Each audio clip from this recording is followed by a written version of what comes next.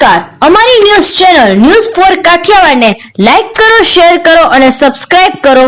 News for Kathiawad. નમસ્કાર.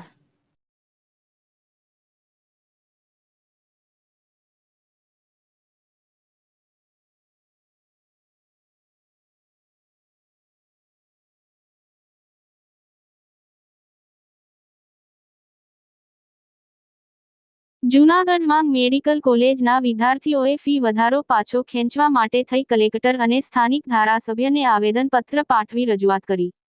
જૂનાગઢમાં medical કોલેજના વિદ્યાર્થીઓએ ફીમાં થયેલ તોતિંગ વધારાને પાછો ખેંચવાની માંગ કરી. હાથમાં ફી વધારો પાછો ખેંચો અને અમને ડોક્ટર બનવા દો જેવા વિવિધ પ્રકારના સૂત્રો લખેલા બેનરો હાથમાં રાખી ફી વધારાનો વિદ્યાર્થીઓએ વિરોધ કર્યો હતો. તો બીજી તરફ આ બાબતે આજે સ્થાનિક ધારાસભ્યને પણ વિદ્યાર્થીઓએ આવેદનપત્ર પાઠવી રજૂઆત કરી હોવાનું આ તકે તેઓએ જણાવ્યું હતું. અને મેડિકલ તમામ સ્ટુડન્ટ દ્વારા 2 દિવસ પહેલા ફી વધારો પાછો ખેંચવાના મુદ્દે જૂનાગઢ કલેક્ટરશ્રી પણ આવેદનપત્ર પાઠવી રજૂઆત કરી હતી. ત્યારે તમામ વિદ્યાર્થીઓએ ફી વધારો પાછો ખેંચવા અને વિદ્યાર્થીઓને ન્યાય મળે તે માટે થઈ સ્થાનિક ધારાસભ્ય અને સાંસદને પણ રજૂઆત કરી હોવાનું આ તકે જણાવ્યું.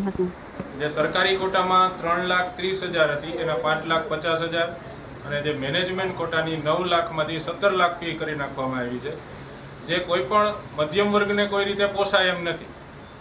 અમારી સરકારશ્રીને એ જ વિનંતી છે કે જે જૂની ફી હતી તે ચાલુ રાખો, તો જ આજે મધ્યમ વર્ગના વાલીઓ અને વિદ્યાર્થીઓ જે કંઈક ડૉક્ટર બનવાનું સપનું સેવી રહ્યા છે તેમનું સપનું પૂરું થશે. અને બાકી તો એવું થશે કે જેની પાસે પૈસા હશે, જે લાખોપતિ કરોડપતિ હશે, તે જ ફક્ત ડૉક્ટર બની શકશે.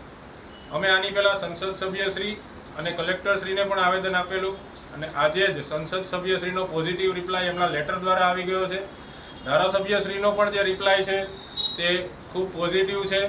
અને હજી જરૂર પડશે તો અમે ફરી આવેદન આપશું, જરૂર પડશે તો ગાંધી ચિંધ્યા માર્ગે આંદોલન કરશું અને છતાં નહીં પૂરું થાય તો અમે હાઈકોર્ટની શરણે જઈ અને ન્યાય મેળવવા પ્રયત્ન કરશું. વિચાર કરવો પડે કે અમારો ભરોસો આ રીતના તૂટે તો અમારે શું કરવાનું આગળ. અને આની પહેલા સેમી ગવર્મેન્ટ કોલેજ જે હતી એની ફીસ જે છે એ 3,30,000 હતી, હવે વધીને 5.5 લાખ કરી છે.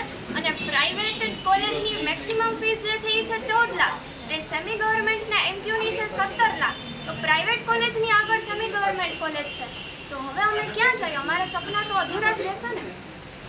અને નીટ ક્લિયર કરવી એ 11-12 ભેગું શક્ય નથી, એટલે મોટે ભાગના ડૉક્ટર ડ્રોપ કરીને થાય છે. તો જો એક વર્ષ અમે કાઢીએ પછી આમ ફી વધે અચાનકથી બરોબર નથી. હવે જો ફી પાછી નહીં લેવામાં આવે તો અમે હાઈકોર્ટ પણ જશું અને ગાંધીજીના માર્ગે હાલશું. બને એટલા એફર્ટ્સ કરશું. તમારું નામ છે? મારું નામ વિશા છે. મેં આ વર્ષે નીટ ક્લિયર કરેલી છે સારા માટે. અને અમે આજે જૂનાગઢના ધારાસભ્યને અમે આવેદનપત્ર આપવા આવેલા. 2 દિવસ પહેલા અમે કલેક્ટરશ્રીને તેમજ જૂનાગઢના સાંસદશ્રીને પણ અમે આવેદન આપેલું હતું. એમને પણ આ બધાને વિનંતી છે કે તમે ફીમાં બને એટલો વધારે જલ્દી ઘટાડો કરાવો. અમે ઓલરેડી કોચિંગમાં ખૂબ જ ખર્ચો કરેલો હોય બધા પેરેન્ટ્સે. બધા પેરેન્ટ્સ એ 10-10 લાખ રૂપિયા પહેલાં 11-12 કરે, પછી 12થમાં એવું નક્કી ન હોય કે તમે નીટમાં સારો સ્કોર મેળવી જ શકો, એટલે તમારે રિનીટ કરવાનું. રિનીટની ફી 3-3 લાખ રૂપિયા અલગ. ગવર્મેન્ટ કોઈ એવું કોચિંગ પણ પૂરું નથી પાડતું કે એમાં તમે નીટની તૈયારી કરી શકો. એના માટે તમારે પ્રાઇવેટ કોચિંગનો જ સહારો લેવો પડે છે. એટલે એમાં રૂપીસ જાય ને પછી હવે આ રીતે અચાનક ફી વધારો આપવામાં આવે કાઉન્સેલિંગની પહેલાં, એ યોગ્ય ન કહેવાય. તમારે ફી વધારો કરવો હોય તો તમે 2 વર્ષ પહેલાં તમે આગળ કહી દો તો અમે ભણવાનું જ આ ફિલ્ડ જ પસંદ ન કરીએ પહેલેથી, કે અમે મેડિકલ લાઈન પસંદ ના કરીએ કે જે અમે અફોર્ડ ન કરી શકતા હોય. આમ છેલ્લે 3,30,000ના તમે 5.50 અને 9 લાખના 17 લાખ કરો, એ કઈ રીતે યોગ્ય ગણવું?